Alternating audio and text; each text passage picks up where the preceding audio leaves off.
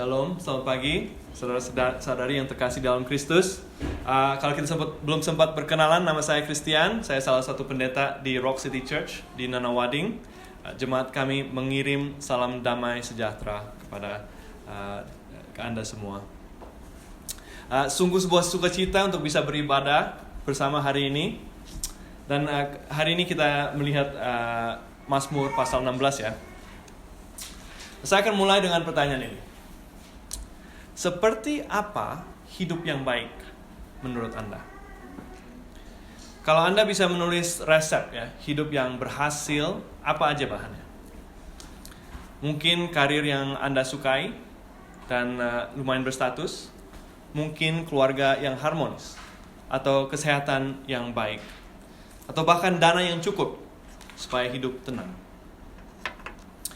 Nah, kebanyakan dari kita tuh kalau membayangkan hidup yang baik ya, itu soal sikon, situasi dan kondisi. Kalau saja saya dapat pasangan seperti itu, kalau saja target keuangan saya tercapai, atau kalau saja semua keadaan itu akhirnya stabil ya, nggak ada yang labil, barulah saya bilang hidup saya itu oke. Tapi sebenarnya ya, apa yang kita yakini tentang hidup yang baik itu sebenarnya membongkar kepada siapa atau kepada apa kita berbakti, kepada orang atau mimpi atau tujuan yang kita beri waktu, tenaga, dan hati kita. Sedangkan Mazmur 16 ini mulai dari tempat yang berbeda sama sekali. Penulisnya, Raja Daud, menyatakan kepada Allah, "Aku berkata kepada Tuhan, Engkaulah Tuhanku, tidak ada yang baik bagiku selain Engkau." Nah, artinya Allah itu adalah hidup yang baik. Tanpa Dia kita tidak punya apapun yang sungguh baik. Dan dengan Dia barulah semua yang kita miliki, sesederhana apapun, menjadi sungguh baik. Jadi buku Mazmur itu adalah buku nyanyian ya, dan doa umat Tuhan. Ada banyak jenisnya, ada Mazmur penyembahan, Mazmur ratapan, Mazmur pujian. Tapi nanti di New Testament, di Kisah Para Rasul, akan kita lihat nanti bahwa Petrus dan Paulus mengutip Mazmur ini untuk menunjukkan bahwa Raja Daud itu sedang bernubuat tentang Yesus Kristus. Kata-kata yang ditulis Daud di sini sebenarnya melampaui pengalamannya sendiri. Ia berbicara menggunakan suara Mesias dan menggambarkan hati Yesus saat dia hidup di dunia. Nah, jika Mazmur ini menunjukkan cara Yesus berpikir, berperasaan, dan hidup, maka Mazmur ini juga harus membentuk cara kita berpikir, berperasaan, dan hidup. Dan Mazmur ini akan menunjukkan bahwa hidup yang baik itu bukan soal situasi dan kondisi yang sempurna, tetapi soal pengabdian yang tunggal kepada Allah. Tapi di situ juga ketegangannya kan. Karena kita rindu hidup baik yang dijanjikan Mazmur 16, tapi kita sering main dua kaki. Satu kaki di kubu Tuhan, dan satu kaki lagi di kubu kita sendiri.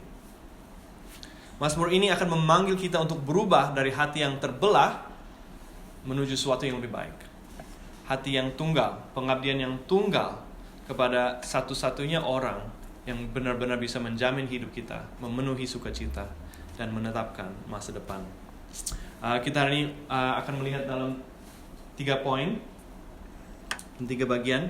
Berabdi kepada satu Tuhan, bersukacita di dalam satu Tuhan, dan berharap di dalam satu Tuhan.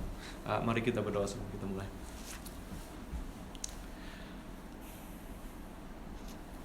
Bapa di surga Tuhan, terima kasih atas kesempatan yang telah Engkau berikan pada pagi hari ini Tuhan, untuk menyembah Engkau dan untuk mendengarkan firman-Mu. Biarlah Roh Kudus-Mu memenuhi hati kami Tuhan, hati kita, dan bantulah kita untuk mendengarkan dan aplikasi firman-Mu ini, dan biarlah hati kita menjadi satu. Biarlah hati kita mengabdi kepada satu saja, Tuhan Yesus Kristus. Bantulah kita pada pagi hari ini. Dalam nama Yesus Kristus kita berdoa. Amin. Nah, kita mulai dengan ayat 1 dan 2. Jagalah aku ya Allah, sebab padamu aku berlindung. Aku berkata kepada Tuhan, Engkaulah Tuhanku, tidak ada yang baik bagiku selain Engkau. Nah, sekilas ini terdengar seperti doa minta perlindungan ya, minta tolong dijaga. Tapi sebenarnya lebih dalam dari itu. Kata jagalah di dalam bahasa Ibrani ini adalah permohonan supaya Allah menjadi sang penjaga.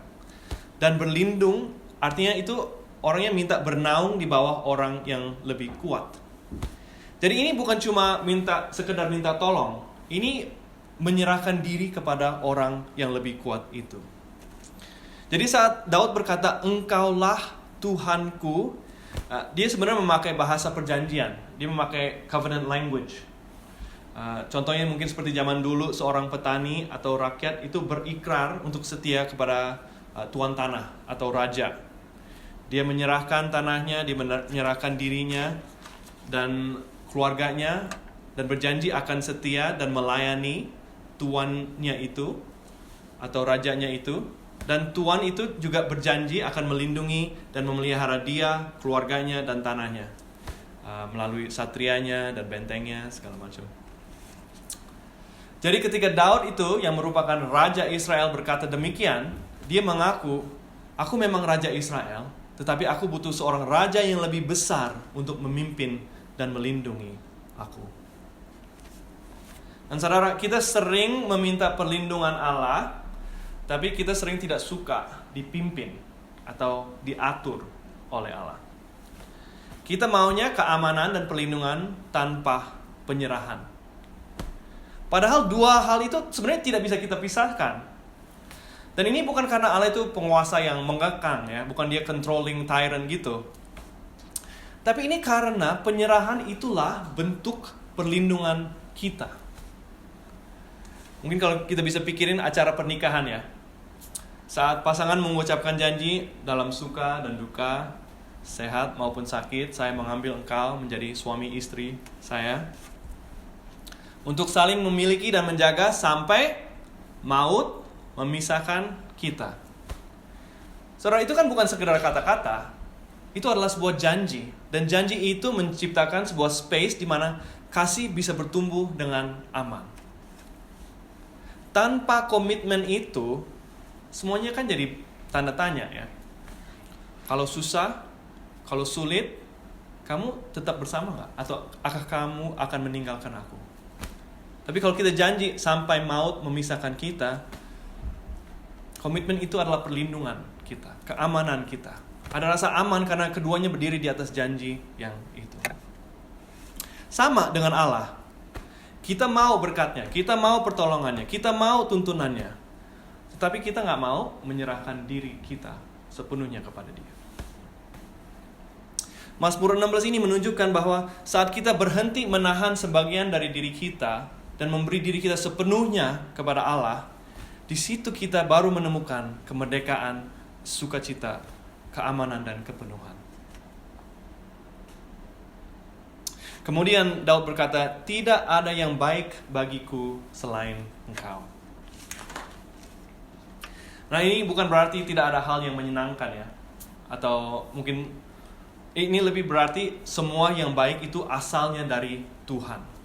Dan kalau kita memutus karunia dari sang pemberi karunia, maka yang baik pun bisa jadi rusak. Mungkin kita ingin dikasihi orang, tapi jadinya kita kompromi untuk mendapatkannya.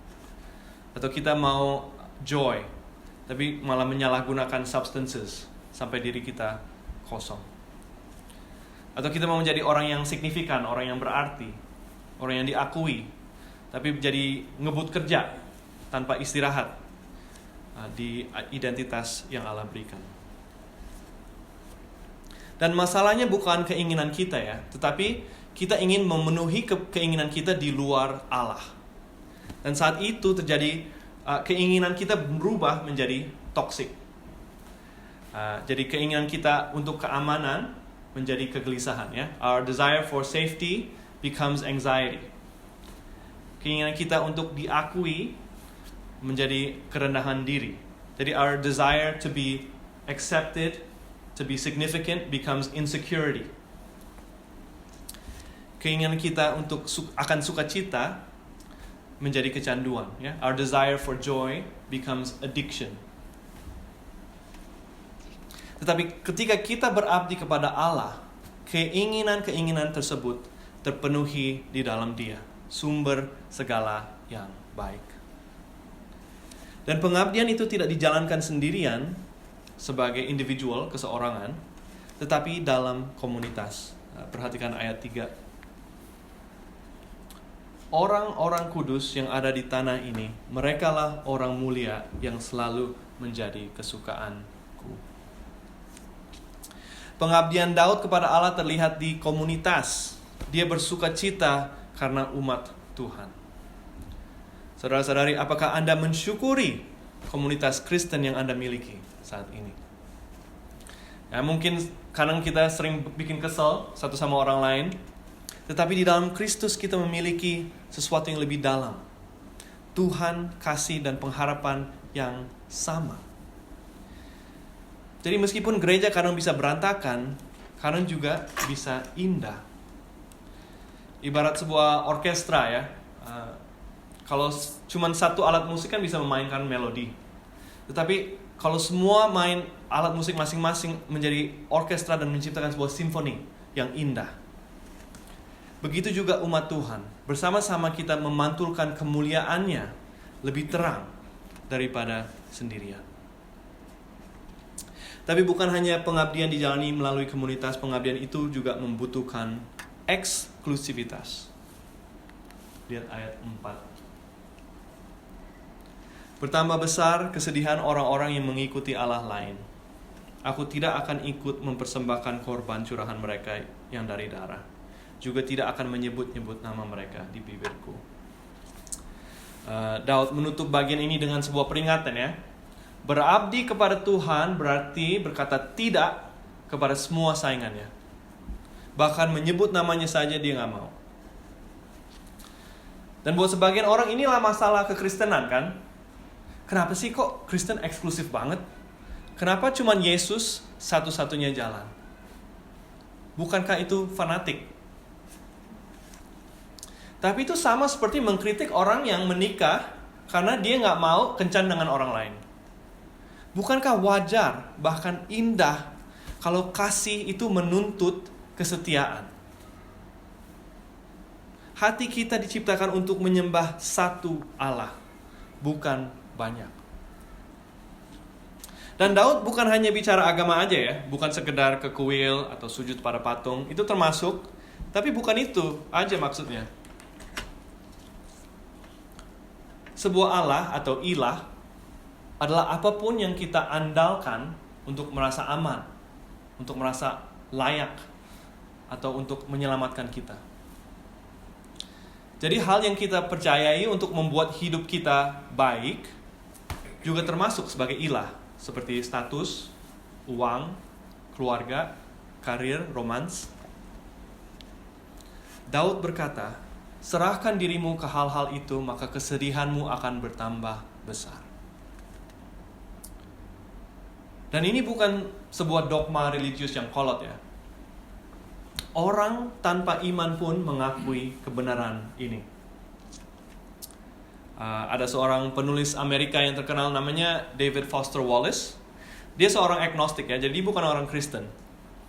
Tapi di sebuah graduation ceremony, dia berkata gini ke murid-muridnya. Saya bicarakan dalam bahasa Inggris, terus mungkin saya translate ke Indonesia. He says this. In the day-to-day trenches of adult life, there's actually no such thing as atheism. And he's an agnostic saying this. There is no such thing as not worshiping.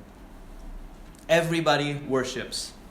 The only choice we get is what to worship. And the compelling reason for maybe choosing some sort of God or spiritual type thing to worship is that pretty much anything else you worship will eat you alive. Worship money and things, then you will never have enough. You will never feel like you have enough. Worship your body and beauty and sexual allure, and you will always feel ugly. And when time and age start showing, you will die 1,000,000 deaths before they finally grieve you. Worship power, and you will end up feeling weak and afraid. And you will need ever more power over others to numb you to your own fear. Worship your intellect, being seen as smart, and you will end up feeling stupid, a fraud, always on the verge of being found out. Jadi dalam keseharian orang-orang tidak ada yang namanya ateisme. Semua orang menyembah. Pilihannya hanya menyembah apa. Dan alasan kuat untuk memilih seorang Allah untuk disembah adalah hampir semua yang lain akan memakanmu hidup-hidup. Menyembah uang dan barang, maka kamu tidak akan pernah merasa cukup. Kalau menyembah penampilan dan daya tarik, kamu akan selalu merasa jelek. Saat usia datang, kamu akan mati 1000 kali sebelum dikuburkan. Kalau kamu menyembah kuasa dan kekuatan, kamu akan merasa lemah dan takut. Dan kamu butuh kuasa lebih banyak untuk menumbuhkan rasa takut. Atau jika kamu menyembahkan kecerdasan, citra pintar, kamu akan selalu merasa bodoh dan takut ketahuan orang. Bertambah besar kesedihan mereka yang mengikuti Allah lain. Tetapi barang siapa yang percaya kepada Tuhan tidak akan dipermalukan. Berbeda dengan ilah-ilah palsu, Tuhan akan membawa sukacita. Poin kedua. Lihat ayat 5-6. Ya Tuhan, Engkaulah bagian warisanku dan pialaku. Engkau sendirilah yang meneguhkan bagian yang diundikan kepadaku. Tali pengukur jatuh bagiku di tempat-tempat yang permai. Ya milik pusakaku menyenangkan hatiku. Nah, sebenarnya ayat-ayat ini membawa kita kembali ke perjanjian lama, di mana saat bangsa Israel, umat Allah, masuk ke tanah perjanjian ya. Mereka masuk ke tanah perjanjian, tanah itu dibagi menurut undi. Nah, dari 12 suku Israel, setiap suku mendapat bagian warisan tanah kecuali satu. Satu suku nggak dapat. Namanya suku Lewi. Mereka adalah suku imam ya. Mereka melayani Tuhan di rumah Allah, di bait Allah. Jadi mereka tidak perlu tanah. Tuhan berkata kepada mereka begini. Di Hezekiel 4:4. Mereka tidak mendapat bagian milik pusaka sebab akulah milik pusakanya. Dan janganlah berikan kepada mereka tanah milik di Israel sebab akulah milik mereka. Bayangkan ya, kalau misalnya saudara punya orang tua yang sangat kaya raya dan punya banyak properti ya. Dan semua saudara Anda, kakak, adik, abang, semuanya dibagikan properti sama orang tua. Kamu dapat yang ini, kamu dapat yang ini, kamu dapat yang ini. Tapi giliran Anda dibilang, kamu tinggal sama kami ya. Ya, rasanya kan nggak adil ya. Kok semua orang dapat properti tapi saya nggak dapat. Saya malah tinggal sama orang tua. Bukannya dapat properti malah harus tinggal sama mereka. Tapi Daud melihat suku Lewi dan berkata begini, mereka justru dapat yang terbaik. Allah sendiri adalah bagian mereka. Lebih baik dari tanah, lebih baik dari harta, bisnis, properti, apapun. Mereka dapat yang lebih baik dari suku yang lain. Teman-teman, apakah Allah menjadi bagianmu? Apakah Dia hartamu? Undimu? Apakah Dia kesukaanmu? Atau ada hal lain yang duduk di posisi itu? Kalau ada hal lain, hal itu tidak akan pernah memuaskanmu. Karena kita diciptakan untuk Allah.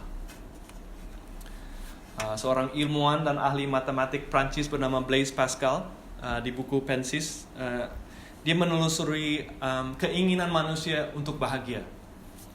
Dan dia conclusionnya begini. Saya bahasa Inggrisnya terus nanti saya kasih Indonesianya. All men seek happiness, There are no exceptions. However different the means they may employ, they all strive towards this goal. Yet for very many years, no one without faith has ever reached the goal at which everyone is continually aiming. All men and women seek happiness, and all men and women complain. Princes, subjects, nobles, commoners, old, young, strong, weak, learned, ignorant, healthy, sick, in every country, at every time, of all ages and all conditions. Everyone complains. And then this is what he concludes. What else does this craving and this helplessness proclaim, but that there was once in man a true happiness, of which all that now remains is the empty print and trace. He tries in vain to fill it with everything around him, but he cannot, since this infinite abyss can be filled only with an infinite and immutable object. In other words, by God Himself. Jadi semua manusia mencari kebahagiaan, namun tanpa iman tak seorang pun mencapai tujuannya. Semua orang mengeluh, raja, rakyat, tua, muda, kuat, lemah. Dan ia berkata ada sebuah rongga, vacuum yang tak terbatas di dalam manusia. Bekas dari kebahagiaan sejati yang pernah ada, mungkin waktu zamannya Adam dan Eve. Dan hanya dapat diisi oleh Allah yang tak terbatas. Hanya ketika Dia menjadi bagianmu, engkau terpuaskan.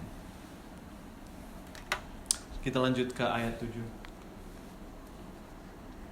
Aku memuji Tuhan yang telah memberi nasihat kepadaku. Ya, pada waktu malam hati nuraniku mengajari aku. Jadi Allah bukan hanya bagian kita, tapi Dia juga penuntun melalui firman-Nya.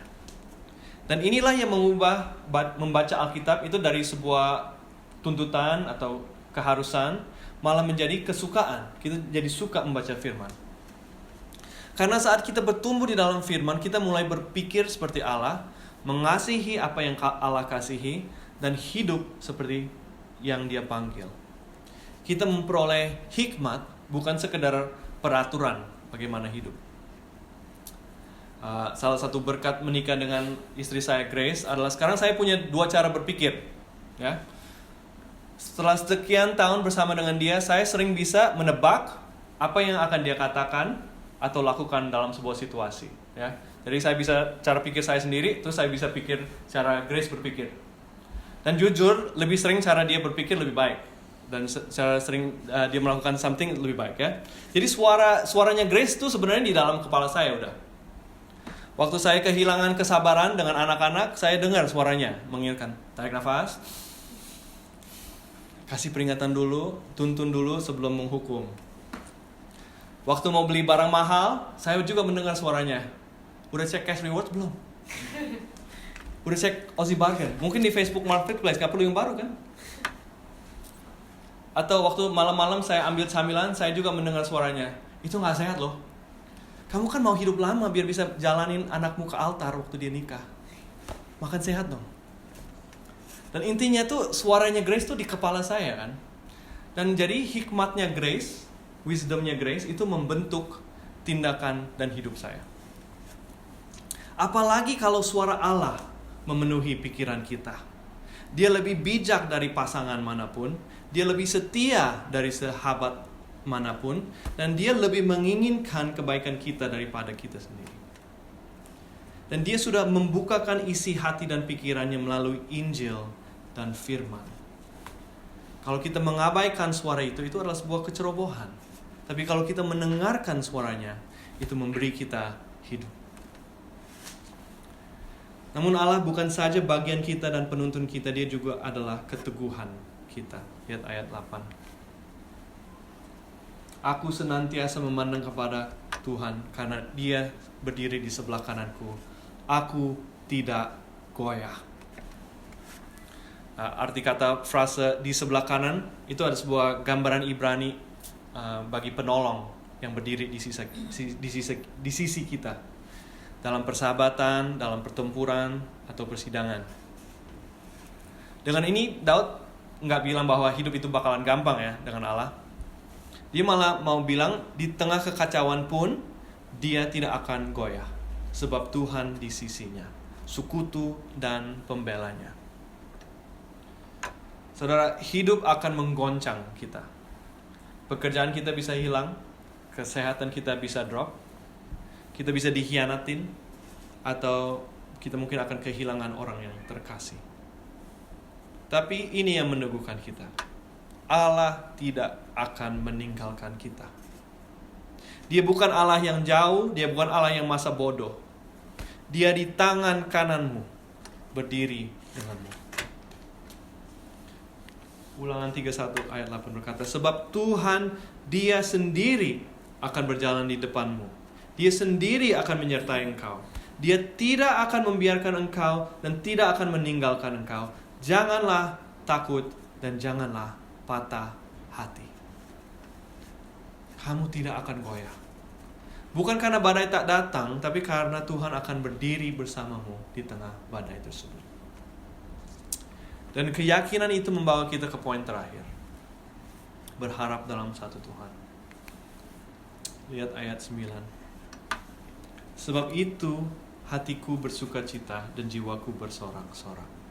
Bahkan tubuhku akan diam dengan tentram. Ini Daud bukan bicara masa depan ya. Dia berbicara tentang sukacita dan keamanan sekarang di tengah kesulitan. Dan Daud itu hidupnya susah ya. Kalau kita baca Samuel, hidupnya Daud susah banget. Berantem sama singa dan beruang, bertempur dengan Goliat, dikejar Saul, harus mengalami pemberontakan anaknya sendiri. Banyak waktu di kehidupannya either di pengungsian atau di medan perang. Namun dia tetap berkata di Mazmur ini, hatiku bersukacita, tubuhku diam dengan tentram. Dan ini bukan toxic positivity. Dia tidak menyangkal duka dan kesulitan. Dia berkata ada sebuah sumur yang lebih dalam. Ada pengharapan yang begitu kokoh sehingga menopang dia di tengah kekacauan. Saudara-saudari, apakah Anda memiliki sumur itu? Sukacita yang tidak bergantung kepada situasi. Rasa aman yang tidak diruntuhkan oleh kegagalan, derita, atau ketidakpastian. Inilah anugerah bagi mereka yang milik Tuhan. Apapun yang terjadi, kita adalah miliknya dan dia adalah milik kita. Namun keyakinan Daud tidak hanya di kehidupan ini, dia bahkan sampai melampaui maut. Lihat ayat 10.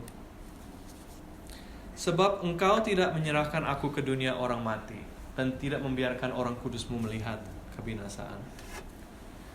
Nah, kita harus ingat Mazmur ini ditulis waktu Old Testament ya, perjanjian lama. Dan di zamannya ini sebenarnya cerita akhirat tuh masih samar. Orang-orang nggak tahu sebenarnya abis mati tuh kemana. Sheol atau alam maut itu sebenarnya nggak jelas di perjanjian lama apa yang terjadi. Jadi sebenarnya ayat ini sangat mengejutkan. Dan orang suka bingung, ini Daud lagi ngomongin apa ya? Nah, menurut Tim Keller, Daud ini sedang merenungkan ikatan kasih antara dia dengan Allah. Dan dia dapat conclusion begini. Daud melihat kasih Allah terhadap dia begitu kuat ya, sehingga dia susah percaya bahwa ikatan kasih Allah itu akan diputus oleh kematian, oleh alam kubur. Kasih manusia kan selalu ada batasnya. Makanya kalau kita nikah, janjinya sampai maut memisahkan kita. Karena dua manusia nggak bisa mengalahkan maut. Daud mungkin melihat itu dan berkata, ya itu masuk akal sih dengan manusia. Tapi itu nggak masuk akal sama Allah. Karena Allah itu hidupnya kekal. Dan Allah itu bisa mengalahkan maut. Kalau begitu, kalau Allah mengasihiku, berarti maut pun tidak akan memisahkan kita. Nah, sendirian ayat 10 ini klaim yang sangat hebat ya, bahkan spekulatif. Ini orang udah merenungkannya terlalu jauh mungkin kita berpikir. Kecuali kalau klaim ini digenapi. Dan klaim ini memang digenapi. Karena itu ayat inilah yang dikutip oleh Petrus. Waktu di Kisah Para Rasul bab 2, dia melihat ayat ini dan bilang, ini Daud sedang bernubuat tentang kebangkitan Kristus. Kita baca di Kisah Para Rasul 29-32. Mereka ngutipnya di 27 sampai 28 ya. Jadi kalau saudara mau baca nanti kutipan ayatnya di 27-28. Ini cuma penjelasan dari kutipan itu. Ayat 29-32. Saudara-saudara, aku boleh berkata dengan terus terang kepadamu tentang Daud, bapa bangsa kita. Ia telah mati dan dikubur, dan kuburannya masih ada pada kita sampai hari ini. Tetapi ia adalah seorang nabi, dan dia tahu bahwa Allah telah berjanji kepadanya dengan mengangkat sumpah bahwa ia akan mendudukan seorang dari keturunan Daud sendiri atas tahtanya. Karena itu, dia telah melihat ke depan dan telah berbicara tentang kebangkitan Mesias.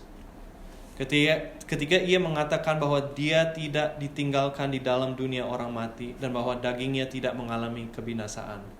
Yesus inilah yang dibangkitkan Allah. Dan tentang hal itu kami semua adalah saksi. Jadi Mazmur 16, Daud mengharapkan sebuah kebangkitan. Tapi di Kisah Para Rasul, Petrus bilang, Yesus sudah memastikannya.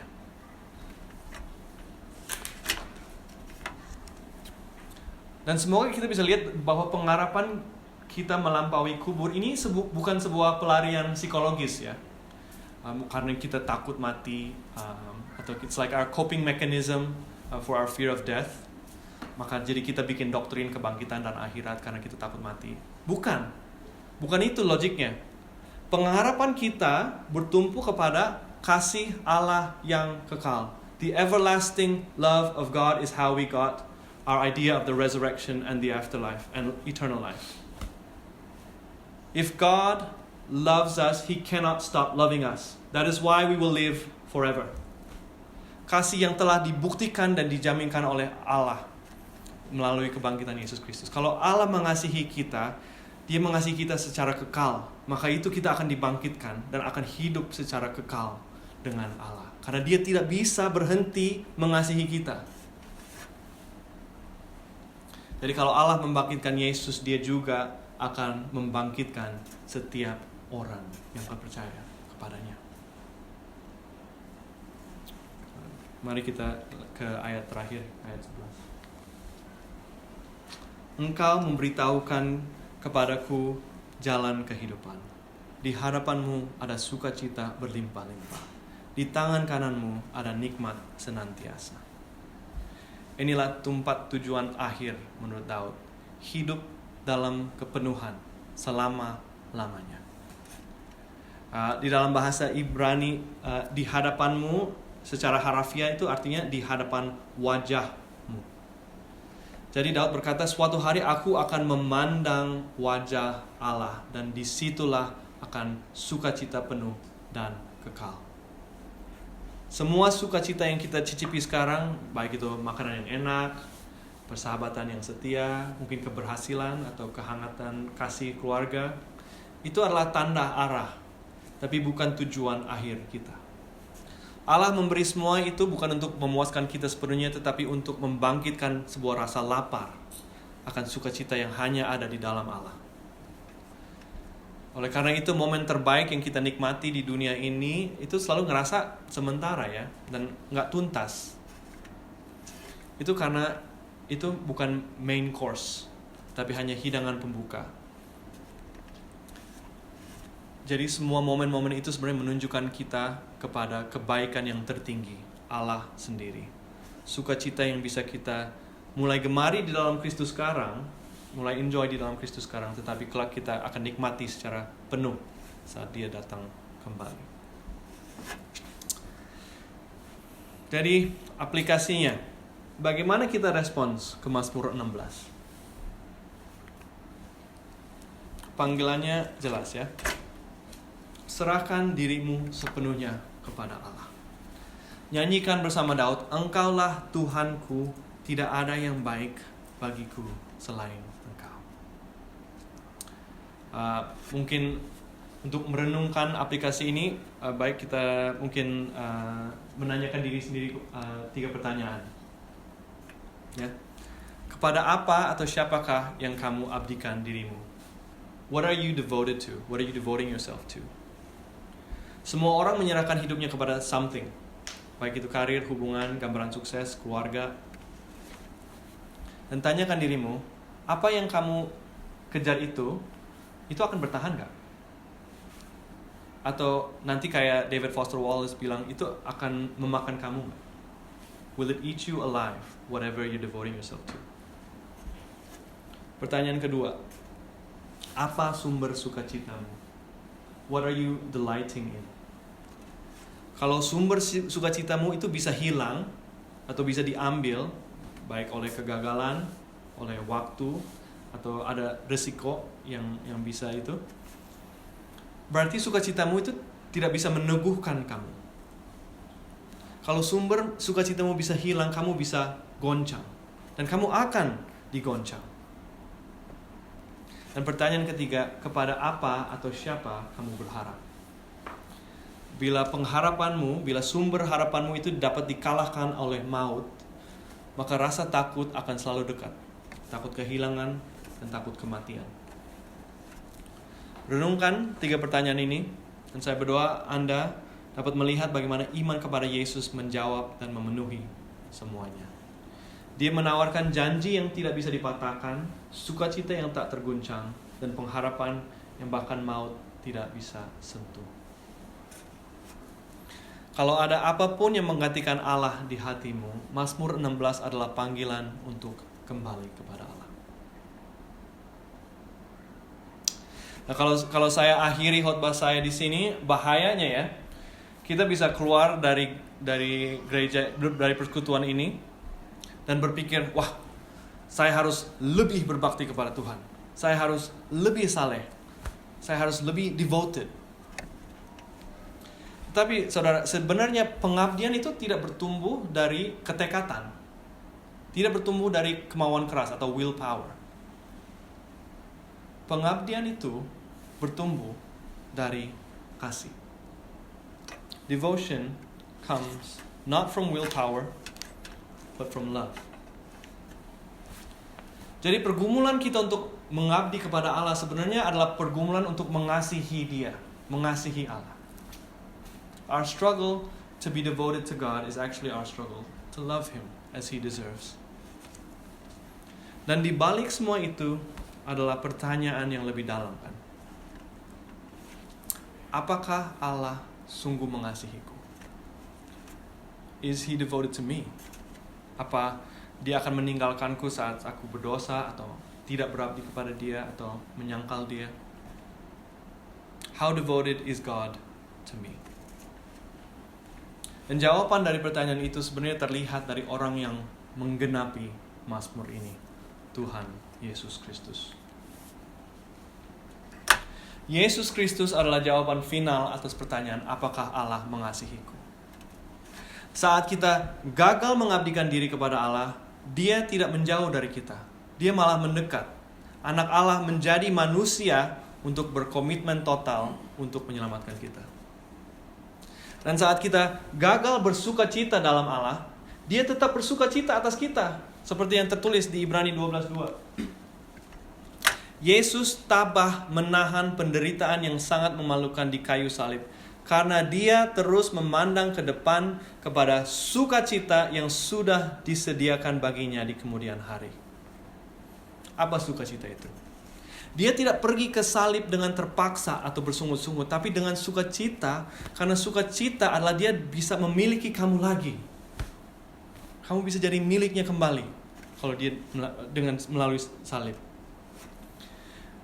Dan bahkan saat kita gagal berharap kepada Dia, Allah malah menjadi pengharapan yang hidup bagi kita. Menjamin kebangkitan, menjamin hidup yang kekal, menjamin kepenuhan sukacita dan kegemaran selama-lamanya melalui kebangkitan Yesus Kristus. Dan semua ini bukan karena devosi kita kepadanya. This is not because of our devotion to Him, but because of His devotion to us. Karena devosinya dia kepada kita.